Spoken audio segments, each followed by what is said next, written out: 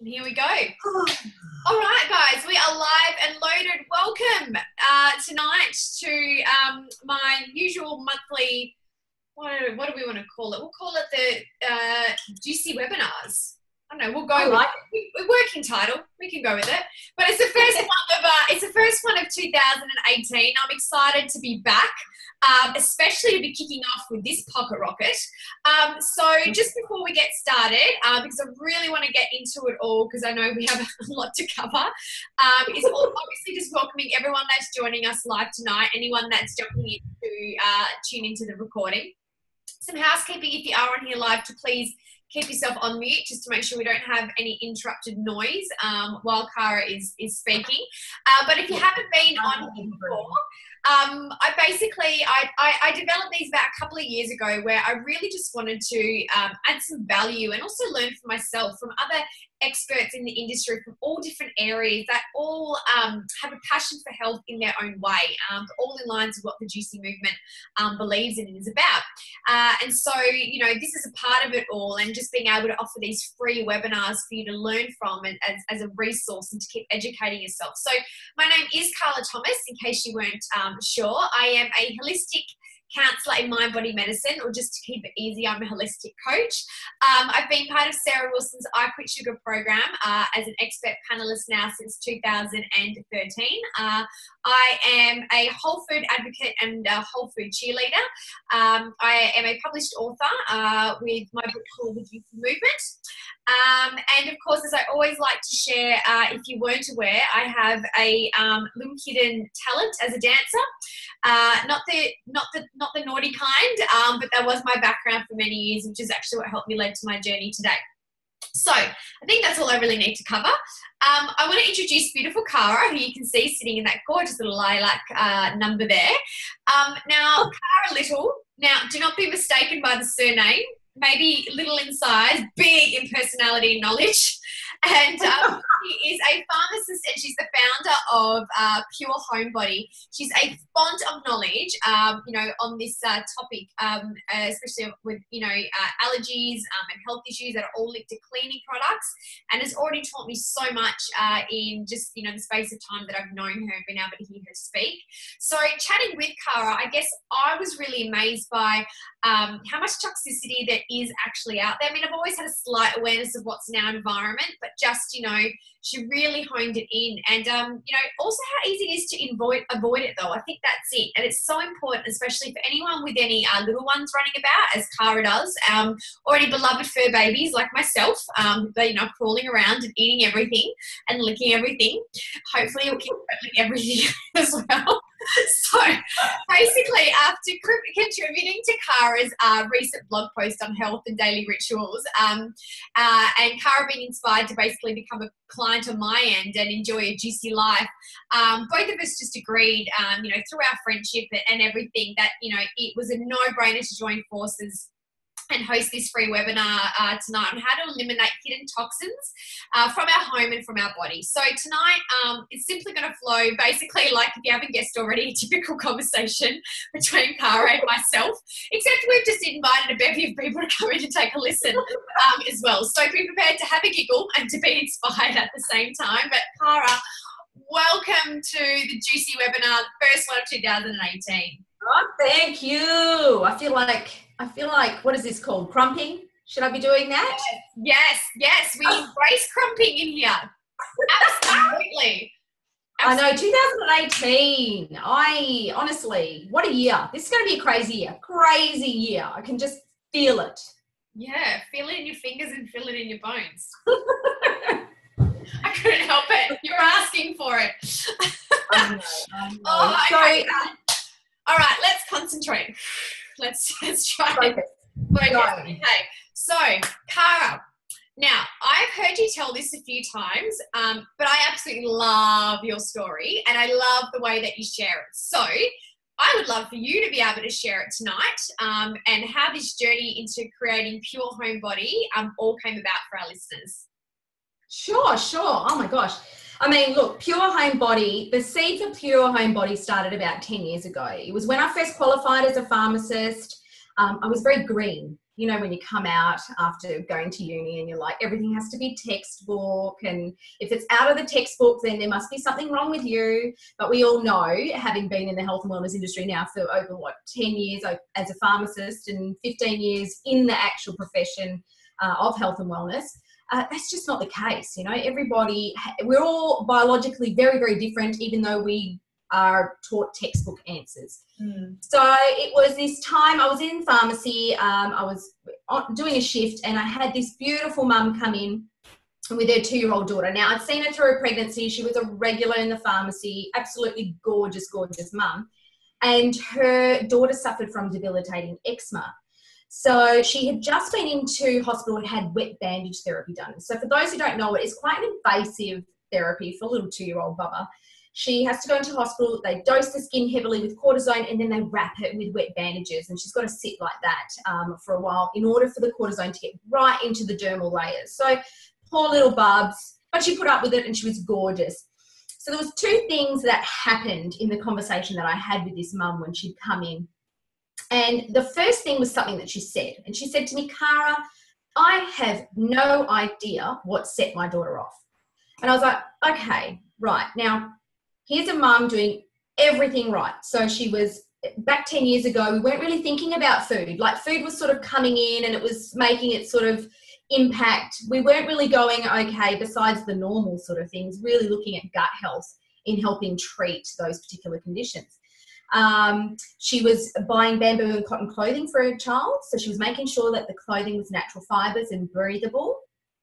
She was also under a specialist. She was already using the best help that she could possibly find.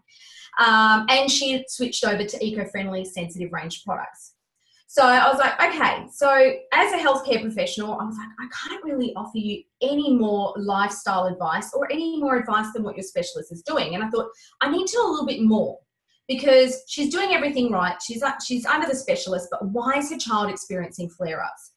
And the other thing that really I noticed wasn't what she said, it was just how she felt. And I could see that it was quite isolating for her. You know, these mums that have children that suffer from eczema, allergies, asthma, even though we offer them support, we don't really get it, you know, and we're not really like, you know, we offer help, but we don't really understand the disease state. So I thought, okay, I could see the isolation that she was experiencing, and she was a beautiful mum. And even though she was so positive, I thought, no, I can't have that. I need to unite women together in some way, shape or form. So I started my postgrad research. I started to look into eczema, and funnily enough, it's like opening a can of worms. When you look at eczema, you look at allergies, you look at asthma, you look at autoimmune diseases, because all of these disease states have an underlying influence of the immune system, okay?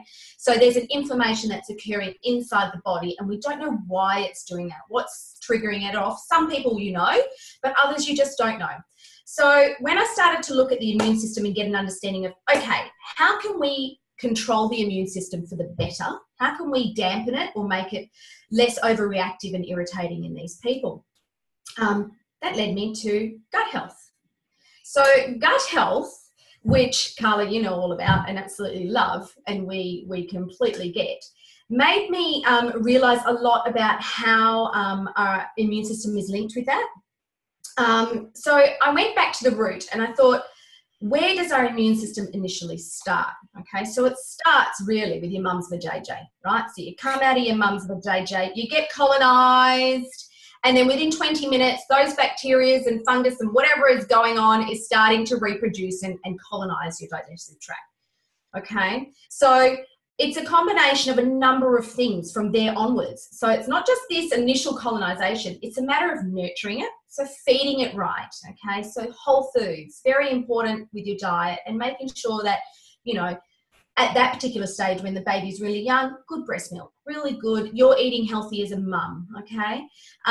Then from there, it's nurturing. So giving it good prebiotic foods when they are when they start to introduce food. When do they do that nowadays? I think they said 6 months when I had kids. Now it's like from 4 months. It's always changing. So I understand, mamas, it's so confusing when it comes to having kids.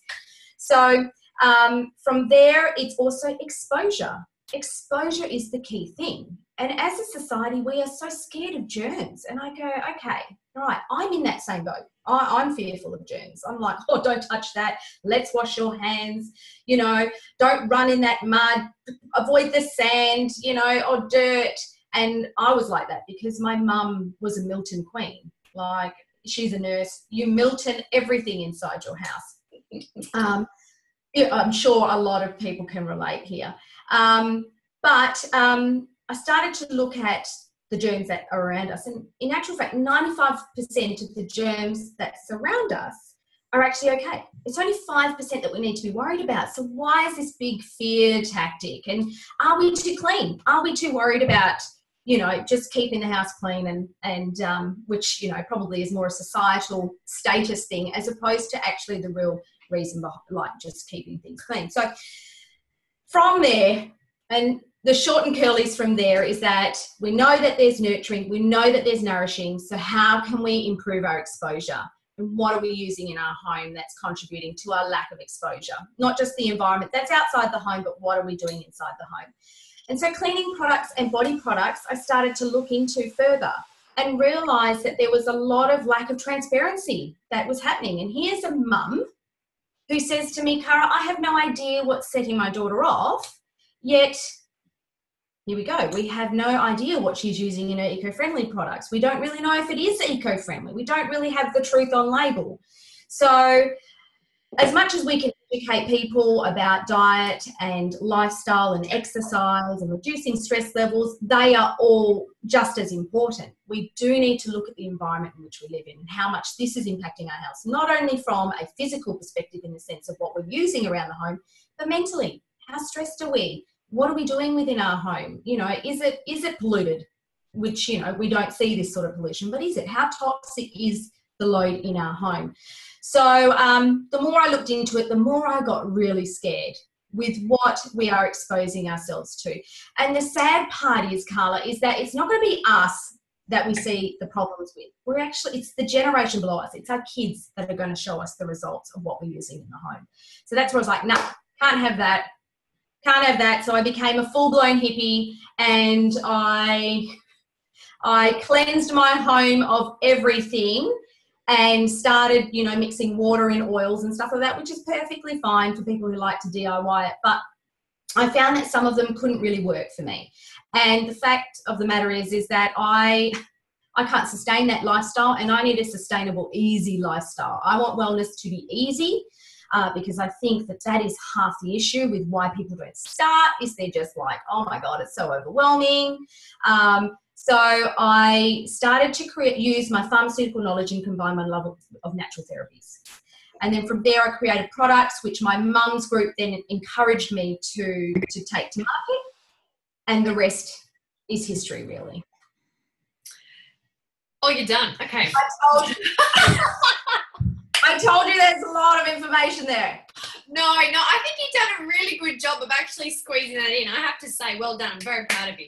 But I think it's so important that people understand, obviously, it's the story and the journey that everyone can relate to and why, you know, you have become so passionate about it all. So that's why I really wanted you to share that side tonight, because it has come from experience and obviously someone that's worked in the professional industry through pharmaceuticals. So now, Cara, as you kind of already just touched on anyway around the whole gut issue, I know that you thoroughly believe in the link between what we eat, what's in our environment, and that in regards to our health and well-being. So tell us about your research into the gut health, maybe a little bit further. I know you just touched on it there, but if there's anything else you want to add, but then also your understanding of how that may have then led to, you know, just not with the being environmentally friendly with the products, but also in your kitchen and pantry. Is that something that all resonated at the same time for you? Yeah, absolutely. I mean, when I started that whole cleansing journey and removing everything from my home, I went as I went as organic as I possibly could, but yeah, that was, as I said, quite unsustainable for me. So look, what people don't realise is that the environment that surrounds us really has a huge impact on us, okay? Since the 1950s, and I'll let you know this little fact, since the 1950s, over 75,000 new chemicals have been developed, okay?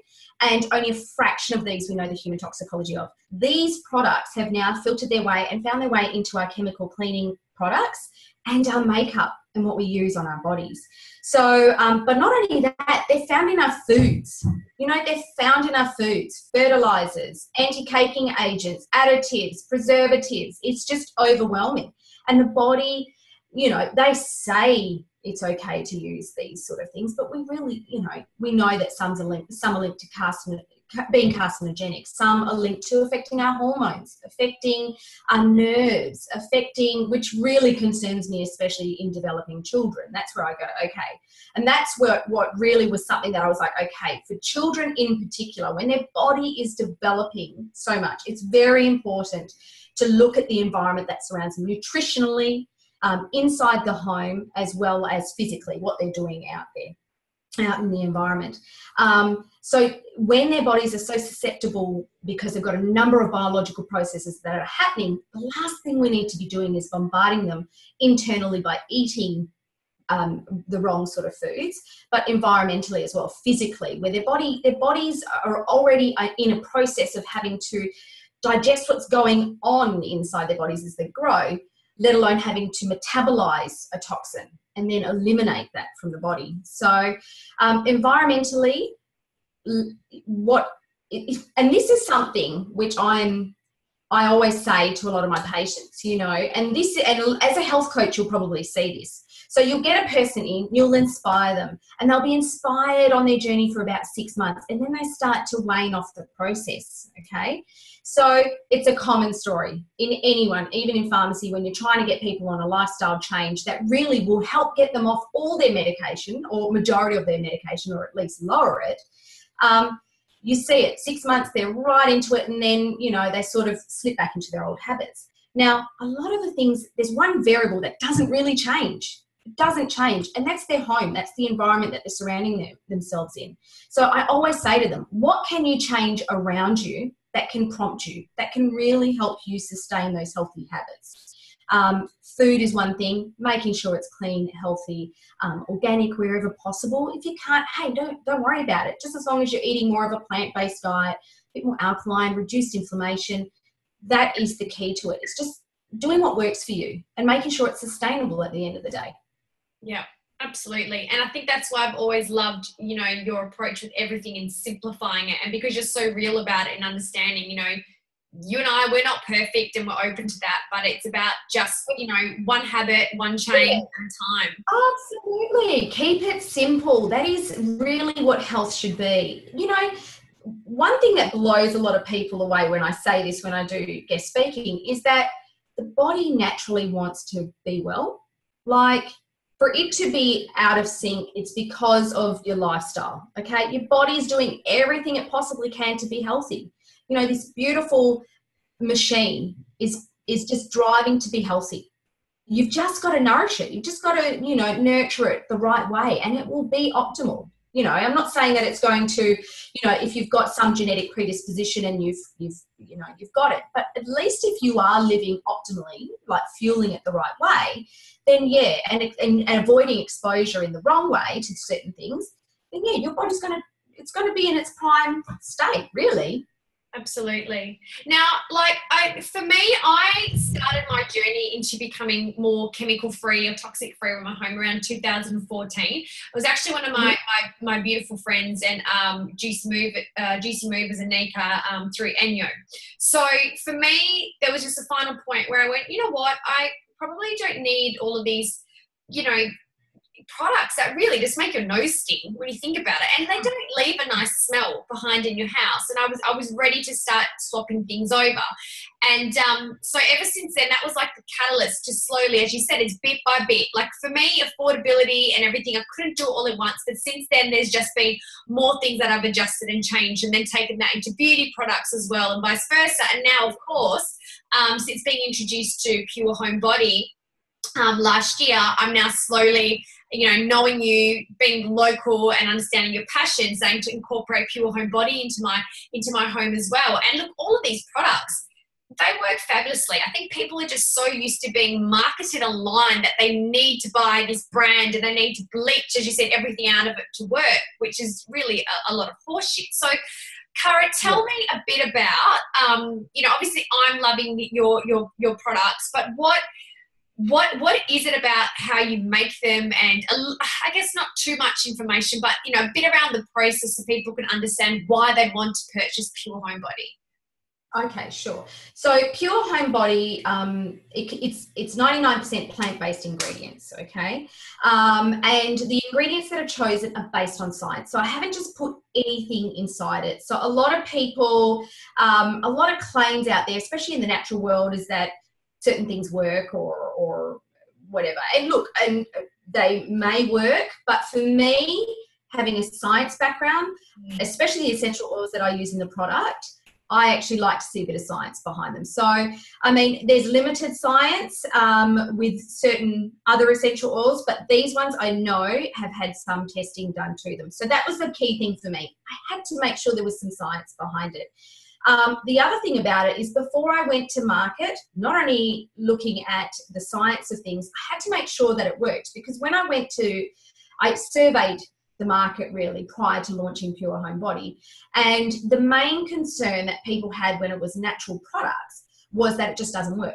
It was this idea that, natural is just weak. It doesn't work. It's not going to work in my home. And, we're fighting against tradition. Look, I had tradition in my home, Milton, as much bleach as you could possibly do. If you're not dying while you're cleaning, then you ain't cleaning. So, that's what I came from, and I understand it. I understand that you've got to break this tradition and the notion that natural doesn't work. But, I don't blame people at the same time, because when I was researching other products, you would buy so many products, or I would buy so many products, and they just wouldn't live up to what they were saying. So to avoid that problem, I became a cleaner for a year. I cleaned people's homes for a year. With 2 women, we went out and we tested the range across a number of homes in Perth for 1 year. And I made sure that the formulations worked really, really well. So there's 1 year of my hard work and slog cleaning other people's homes in that product. So I made sure that they worked. That was the key thing for me. I had to go, okay. And the other thing about the products is that they're to simplify your supplies. Less is more. So your multi-purpose will swap out 8 products. Your lime descaler can be used on multiple surfaces. Your disinfectant can go from your dirty shoes, your exercise equipment, to your toilets and your bathrooms and everything like that, to your floors. So the idea is that the range is you can pretty much wipe your cupboard clean of a multitude of products, save yourself some money, and actually just fill it with 2 to 3 products. That's it. You just want something simple that you can grab and use wherever. So yeah, so that's the difference between my products and other products out there. But that's what I love. Firstly, because the fact you went out there for a year, and I can't imagine it was necessarily always, you would have had maybe some fun times, but you dedicated yourself to being out there and seeing it for yourself before you put it on the market. But also too, you made such a true point. Like, how many people have these cupboards full of all these products because they get told they need something separate for the toilet and separate for the kitchen and separate for the bathroom? There's probably one ingredient that's different in every single one of those products if people looked at it. Exactly right. Do you know what? It is marketing at its best. And this is what used to annoy me, this is what really irks me about products out there, is that it is the same ingredient for everything. They've just got these different colored bottles that make it for the floor, make it for your fridge, make it for your glass, make it for your bench top. No, honey, that's not how we roll here. You just buy one product and you use it across multiple surfaces, because we don't want to greenwash you to buy more product. So, greenwash, mate, don't get me started. Don't get me started. Yeah, we won't.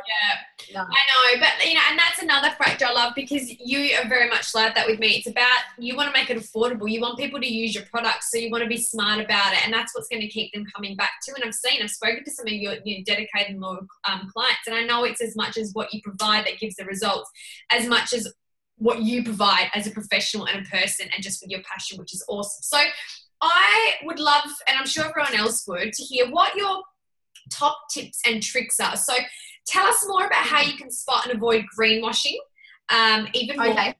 And also, what are your 5 big no-nos? I know you really want to know those. Okay. So first, greenwashing. So greenwashing is pretty much where a product is trying to make you think that it's great for the environment, it's great for your body, okay? So there are no governing laws around the use of the words organic and natural on products. So I could put that all over my product to make it sound even better for you, but I choose not to use those words because I'm not out to greenwash you. You know, the product is what it is. So I don't use organic or natural in those in that context, but there's no governing laws around it. The next thing is there's no governing laws around what a cleaning product needs to put on the ingredient list on your product. So I want everybody to do this exercise. When they go down the cleaning aisle, which mind you is 2 aisles now in the shopping centre, that's how much we fear germs. It's 2 aisles. The tea aisle is half an aisle now. It's half an aisle. So do yourself a favour. I want you to pick up a natural cleaning product and I want you to pick up a chemical cleaning product, okay? And this is where you can check that you're being greenwashed, or chemical, you pretty much, you probably won't be greenwashed there. You just know it's a chemical, really. So the chemical-based products, what they like to do is they just list the active ingredient. So pick up bleach, for example. It'll contains 5% sodium hypochlorite. I think it's sodium hypochlorite or whatever it is in the thing. And that's it. It's like, okay, so I know what 5% of this product is, but what's the other 95% of that product? They don't need to tell you. They don't need to tell you that at all. So, okay, it could be water. Perfect, fine, not a problem. But I still don't know. It could have emulsifiers in it. Could have surfactants in it, which to somebody who has a multiple chemical sensitive sensory issue would be a big, big problem. So that's one thing. They won't list all the ingredients. They'll just list the active ingredient. What a lot of eco-friendly brands like to do is they like to put, they don't actually like to put the chemical name down. So everything has a chemical name. And in some cases, even natural ingredients have a number. And you'd know this based on looking at ingredient lists on the back, like citric acid. I can't even remember what the number is, but it has a number that replaces itself on the label. So a lot of people look at numbers and go, oh, that's terrible. You don't fear it. It may be okay. So what they'll do is they don't want you to see these big, long, sort of chemical-looking names. What they'll do is they'll say it's a plant-based surfactant or a coconut-based emulsifier, or they'll make it sound planty, pretty much, or eco-friendly. But in actual fact, when somebody says to me plant-based surfactant, I can think of about 9 off the top of my head, of which 2 is only good for the human body. So let's not confuse eco-friendly with health-friendly, because that's where a lot of people get confused. So eco-friendly means great for the environment. It's going to biodegrade in the environment. It's not going to build up in the environment. Great, really good. But those eco-friendly products could still affect our body. So they may still contain fragrances. They may still contain particular preservatives that can irritate people. You don't really know what that plant-based surfactant is. Is it a high toxicity rated plant-based surfactant that's really harmful for our body? Is it low toxicity? We don't know. So you won't know the answers by looking at the label there, because there's no governing laws around it. So this is my issue with greenwashing. And the other thing you need to know is that majority of the products that are out there are eco-friendly. It's just some choose to really play on the whole eco-friendly branding, and others just go, you know what, I'm going to charge $2 for my product because I'm not going to be fussed about doing that whole branding thing. I just want people to buy it. It's cheap. It's easy. It's going to, discolor things. It's fine, So that's the whole greenwashing thing, which I really, really struggled with. And when I did that big cleanse to go eco-friendly, I just wasn't satisfied. I wasn't satisfied with looking at the label and having to type to them and go, well, really, what's inside your ingredient list? And it's like, well, they'll write back and say, well, it's all eco-friendly, so it's absolutely fine for your family and pets and your friends and whatever. But I'm not happy with that. I'm not comfortable with that. So I made sure that All the ingredients are listed on the product so that as a consumer, you can make that educated decision as to whether or not you're going to buy the product or not. So you know that there's 100% truth on label on the Pure Home Body range. But that's greenwashing. Your next question was, what are my top, I can give you my top tips as to how to reduce toxin load. So look, what you can do today, let's talk about what you can do today. So the first thing I say to people is open your windows for 30 minutes a day, at least, okay? You drive past so many people's homes and you go, just open your windows. You know, that's a key thing to reduce indoor air pollution. At least 30 minutes. My window is open right now. Fantastic. Mine's not. So you can really, I'm sweating it up in here. I'm like, there's a lot of CO2 going on in here. But that's just me. That's just me talking anyway. And I sweat like a beast at times. But, okay. No, that's okay. But what was the other thing? So open the windows, let in the sun. Okay, so the sun is a natural antibacterial. In actual fact, there are some treatments which we as pharmacists prescribe or advise you for lifestyle sort of reasons and also to help treat particular things is to get some sun, either on your body or you know, exposing your bed linen or your clothes or whatever it will be to the sun so that it can actually do its job and kill off naturally. So the third point I would say is take your shoes off at your front door. Like, it is such an easy way to prevent things from coming on the outside into the inside. So just take your shoes off at the front door. I like to do it anyway. I've got carpets at home in certain areas. I'm not a big fan of carpet, but yeah, look, I just don't like, for me it's barefoot. Barefoot as much as possible. We're barefoot of thongs in the house. I'm like you. Yeah, or little slippers, but even that, I don't even think you need slippers anyway. The next thing is obviously look at your supplies that you've got inside your home. Simplify your supplies as much as possible. So less is best. If you go, look, I'm not saying to you go out and completely remove everything from your household, because there's going to be things that you want to keep using that you've used for years and they work the best for you. And I say, honey, just stick with it. It is absolutely fine. Not a problem, okay? The idea is let's look at the majority of things and let's try swap out your everyday home and body basics. The stuff that you use every day that you expose yourself to. The other thing is fragrances. So if you have a dispenser around the home that sets off what are the automatic sprays that just go out. Yeah, or when you walk past it, it goes, tss, yeah, that sort of thing. You know, it's like, I'm here. Hear a little tss when you step inside the house. Get rid of them. Get rid of them. You know what I mean? Like, that is, just swap it for an oil burner or an oil diffuser, whatever you want to use. But try go for essential oils where possible to give your home those fragrances. You don't need them. They're terrible, those sort of things. And the other thing is swap out fly spray. Get rid of that as well. Don't spray that in your home. If in actual fact, if you read that, if you read the label on that, and if you read the label on Glen 20, I think it's Glen 20, that spray that you spray in the air that apparently kills bugs in the air, it says do not inhale. So I find that quite difficult that you're spraying that in your house, yet you can't inhale that. That just does not make sense to me. So those are my quick tips that you can just quickly get going inside your home. Look, in terms of the things to avoid, preservatives are a big thing. So when you're looking at preservatives, you're looking at things like parabens. There's some other big, long, fancy names, which you can find on my website if you want.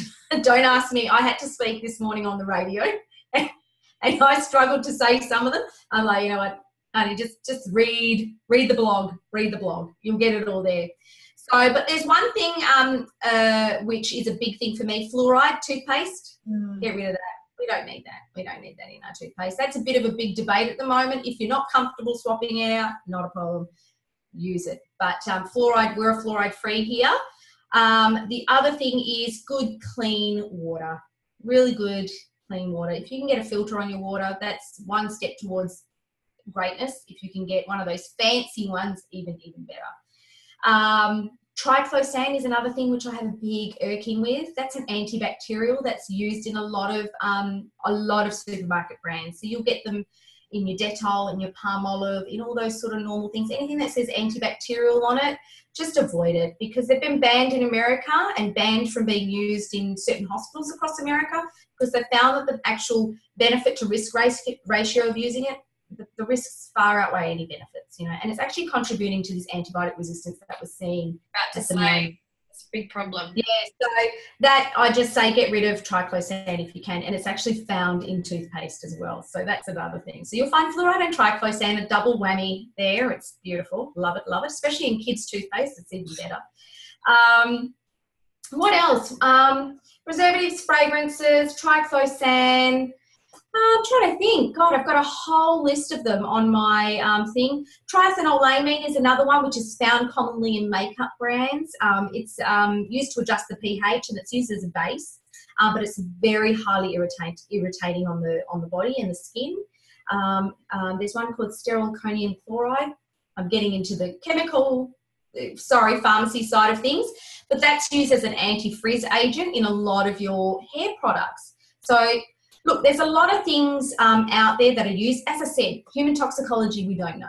We don't know. And that's where I, as a healthcare professional, go, well, I don't really know the end result of this, and nor do I really want my kids to have to show me the end result of this.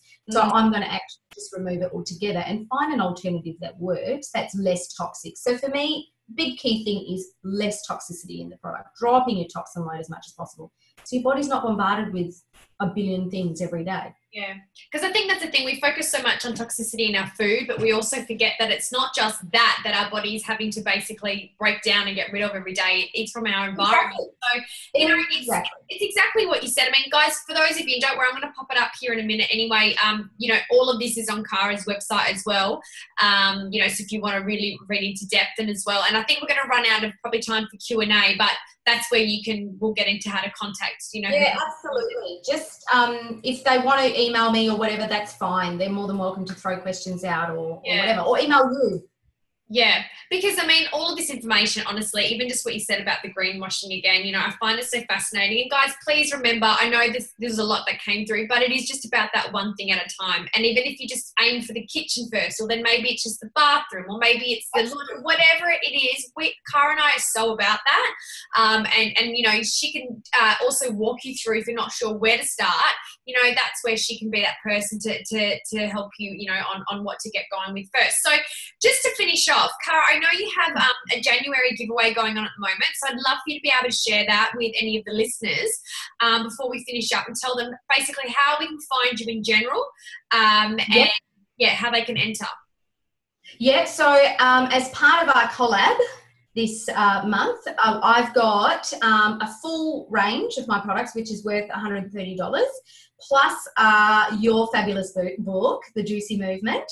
And I've got the Jungle Body Conga DVD.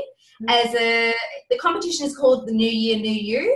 So you can win all these prizes just by going onto my website, which is www.purehomebody.com.au, and signing up. Just signing up to the email list, pretty much. So it's as simple as that. There's no fancy answers, no survey, no nothing like that. Just sign up and you go in the draw. So that gets drawn at the end of January 31st, and winners will be notified first week of Feb, and they'll receive their goodies after that. Amazing.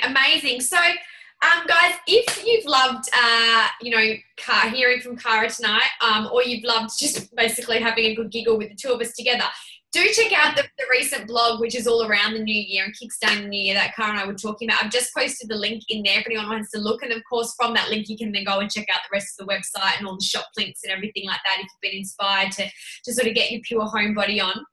Also, tonight has been recorded. So keep an eye out in the next 24 to 48 hours. It will be posted up on our social media pages and permanently up on my website too. So if you want to refer it to anyone, or you just want to go back for yourself, if you feel like you've missed anything and want to have a listen, you're more than welcome to any time. But otherwise, Cara, thank you so much for your time tonight. Honestly, it was such a joy. You're welcome. Anytime. Yeah, I absolutely love what you've created, and I'm looking forward to getting just more and more of your stuff into my home, but also being able to refer your products onto those in my network of clients who are also looking to create more environmentally friendly changes as well. Oh, thank you. Thank you. No, it's my pleasure. And as I said, if there's any questions, just email me or you. That's perfectly fine. Perfect. All right, guys. Other than that, I think that's it. So I'm going to say goodnight and hop us off recording.